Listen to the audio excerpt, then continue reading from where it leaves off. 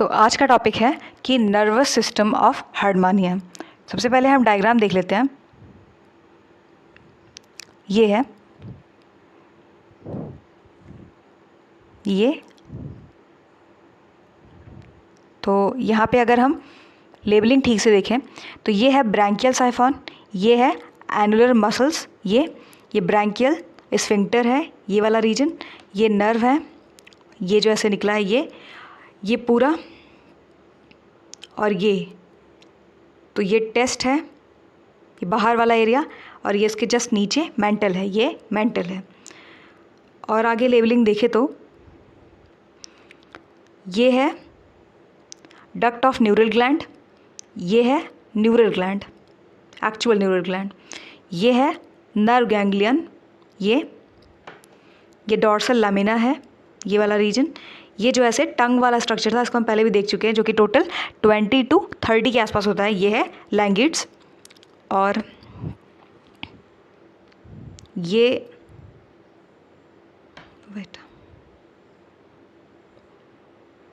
है blood sinuses, spherical shape वाला जो स्ट्रक्चर है, branchial tentacles, pre branchial zone, ये वाला लॉन्गिट्यूडनल मसल्स। तो यहाँ पे अगर हम इसको अच्छे से समझे तो नर्व गैंग्लियन जो है वो ब्रेन है, ठीक है। उसके बाद ये means neural gland plus nerve ganglion plus dorsal tubercle, तीनों को अगर हम मतलब ऐड कर देते हैं तो हमको मिलता है कि न्यूरल कॉम्प्लेक्स इनका जो एक प्रॉपर रीजन है।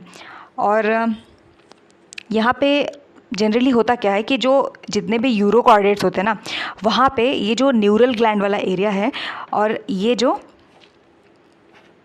नीचे रहता है, ये जो अपर पार्ट में दिख रहा है ये इधर रहता है, और जो ये नर्व गैंग्लियन नीचे है ये ऊपर रहता है। यहाँ पे ऐसा नहीं, यहाँ पे न्यूरल ग्लैंड ऊपर है यहाँ पे। तो ये एक इसका यूनिक फीचर है, इम्पॉर्टेंट है, और एग्ज़ाम में पूछ सकते हैं, पर्टिकुलरली MCQ में तो पक्का पूछ सकते हैं कि बहुत ही यूनिक फीचर क्या है। तो ये इनका जो पोजीशन है वो यूनिक है।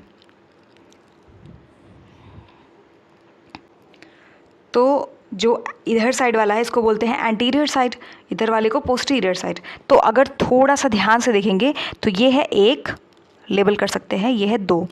तो पोस्टीरियर साइड में 2 नर्व्स ऐसे गए हैं, और जो कि है एट्रियल साइफॉन वाले साइड में, एट्रियल साइड में। और जो ये इधर देखेंगे 1 2 3, तो 3 टोटल लेट्स से नर्व गए हैं, ये इधर से ऐसे, ये है ब्रैंकियल साइफॉन साइड में। तो ये इधर 3 है ब्रैंकियल साइफॉन मीन्स एंटीरियर साइड में, ये इधर 2 है। क्लीन करते हैं, ध्यान से आप देख लो, 1 2 इधर साइड 2 है, इधर 1 2 3 है, ब्रैंकियल साइफॉन साइड 3 है, और इधर साइड 2 है। इंपॉर्टेंट है।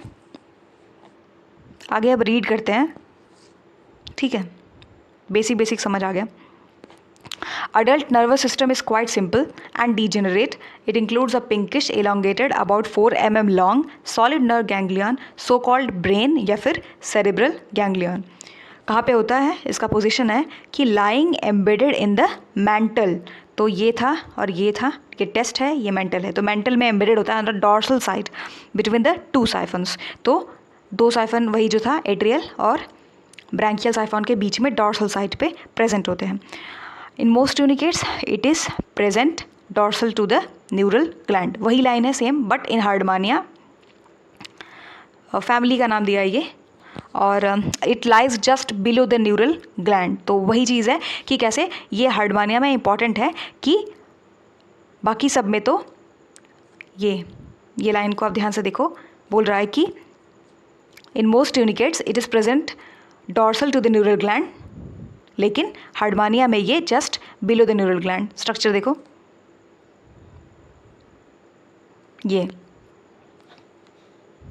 ये है नर्व गैंग्लियन। फिर उसी में है कि brain consists of bipolar and multipolar nerve cells and a network of ramifying nerve fibers. It controls body reflexes, or from the brain 3 nerve emerges out anteriorly, 1 2 3 anteriorly, branchial siphon की तरफ, और फिर उसी में 3 नर्व इमर्जेस एंटीरियरली और branchial siphon and 2 nerve posteriorly to the atrial siphon, 2 nerve posteriorly to the atrial siphon. तो अभी जो हमने डायग्राम से समझा था, डायग्राम के थ्रू फिर से डायग्राम देख लो, वही थियरी पार्ट का है कि 1 2 3 नर्व एंटीरियरली ब्रैंकियल साइफॉन की तरफ है। याद ऐसे रख सकते हैं कि इसका जस्ट अपोजिट है, मीन्स ए एट्रियल साइड नहीं है बल्कि ए ब्रैंकियल साइफॉन के साइड है, तो एंटीरियर। और 2 जो है वो 2 1 2 ये इधर साइड है, पोस्टीरियर साइड, एट्रियल साइड। तो ये ठीक 3 स्ट्रक्चर है, तो 3 स्ट्रक्चर है, न्यूरल ग्लैंड, नर्व गैंग्लियन या फिर ब्रेन, डॉर्सल ट्यूबरकल। ये कलेक्टिवली रेफर करते हैं एज अ न्यूरल कॉम्प्लेक्स। कौन कौन से हैं? Neural gland, nerve ganglion, dorsal tubercle. तो इसको पहले से ही हाईलाइट करके रखा है कि न्यूरल ग्लैंड, ये न्यूरल ग्लैंड और डॉर्सल ट्यूबरकल और नर्व गैंग्लियन तीनों मिला के बनते हैं न्यूरल कॉम्प्लेक्स। और एक और डायग्राम था, उसको देख सकते हैं यहाँ पे कि ये है ब्रैंकियल अपर्चर, ये है नर्व गैंग्लियन, ये है atrial aperture, posterior nerve fibre, anterior nerve fibre. फिर आगे देखें तो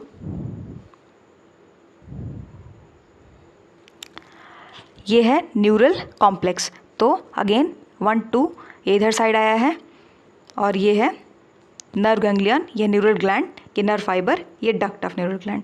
तो 2 इधर साइड रहता है, 3 इधर साइड रहता है, वही चीज़ वही स्ट्रक्चर है, कुछ इसमें नया नहीं है।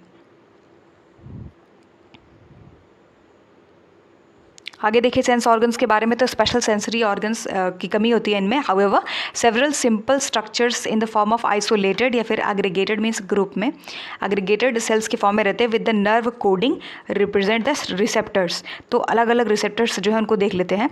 तो सबसे पहला जो रिसेप्टर है वो है टैंगो रिसेप्टर्स। तो sensitive to touch, these cells are scattered throughout the non-vascular areas of chest along the margins या फिर of the siphons, outer tentacles covering the vascular ampullae। तो हमने उस डायग्राम में देखा था, याद होगा कि कैसे एक ऐसा स्ट्रक्चर होता है एम्पुली का, तो वही बोल रहे हैं कि वहाँ पे कवरिंग रहती है। ये sensitive to touch. Photo receptor में बोले तो फोटो मतलब लाइट, सबको पता है फोटो मतलब लाइट होता है। तो sensitive to light, these are pigmented cells oculi and containing red pigments granules located on the margin of siphons and vascular ampullae। तो जो साइफन है ब्रैंकियल एट्रियल, उनके मार्जिन्स पे लोकेटेड होते हैं। रियो रिसेप्टर को देखें तो sensitive to water current. Water current याद होगा कि जब ऐसे स्ट्रक्चर था, यहाँ पे ऐसे से म्यूकस वाला पार्ट था, तो यहाँ से ऐसे सीलिया जो ये पोर है स्टिग्माटा वाला, यहाँ से जस्ट बगल में सीलिया है, तो इसको ऊपर ऐसे ढकेलते हैं वहाँ से।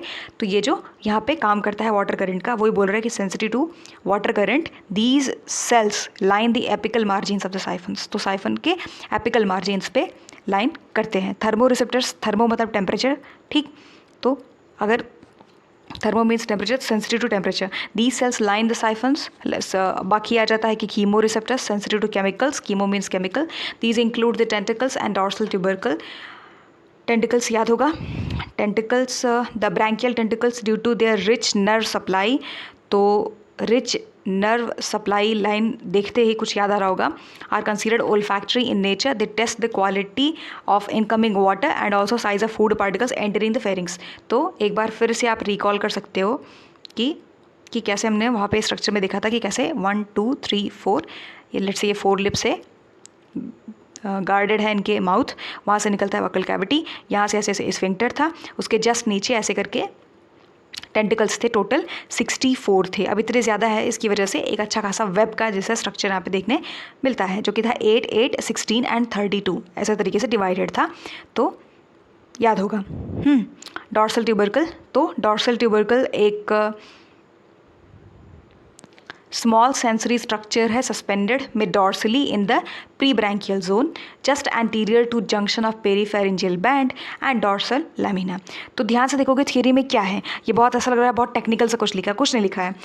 एक ही चीज़ है, एक स्ट्रक्चर है जो लोकेटेड है, बोल रहा है यहाँ पे उसका लोकेशन क्या है उसे थियरी में लिख दिया है। अभी हम डायग्राम से देख लेते हैं। Just anterior to junction of peripharyngeal band and dorsal lamina.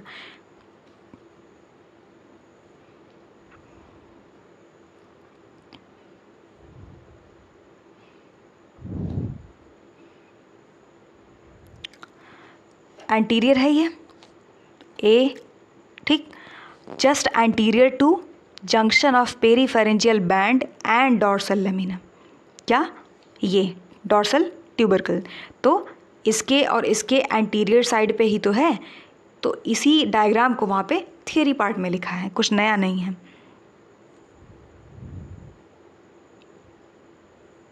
ये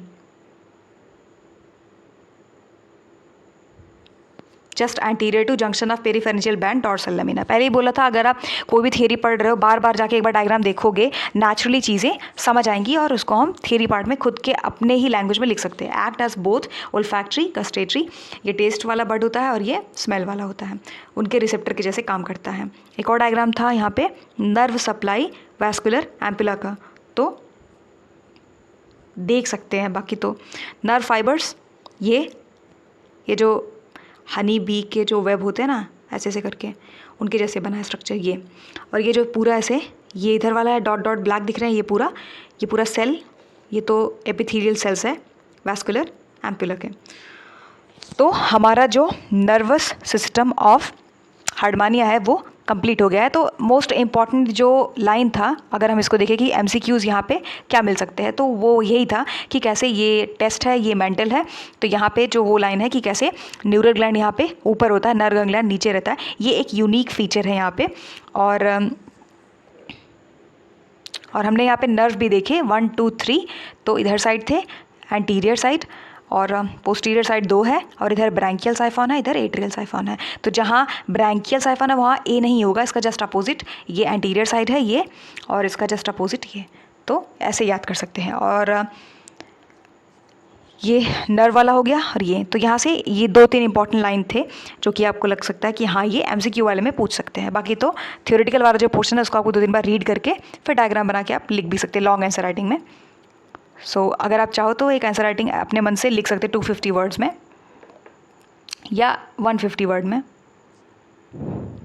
150 वर्ड में, कि write a short note on the nervous system of Herdmania, जिसमें आप कुछ डायग्राम्स वगैरह मतलब यूज़ करके इंक्लूड कर सकते हैं वहाँ पे, और प्लस साथ में ये जो थियरी पार्ट है इसको और जो आपके कॉन्सेप्ट्स हैं उनको आप ऑब्वियसली एक क्लैरिटी तो होगी, क्योंकि ये थोड़ा ईजी था। यहाँ पे जो थोड़ा सा टफ है वो अलग दूसरे सिस्टम्स थे, पर्टिकुलरली जैसे ब्लड सप्लाई कैसे है, फूड पार्टिकल्स का पाथवे क्या है, वाटर का पाथवे का, वो थोड़ा टफ था, लेकिन ये ठीक था, ये ईजी था।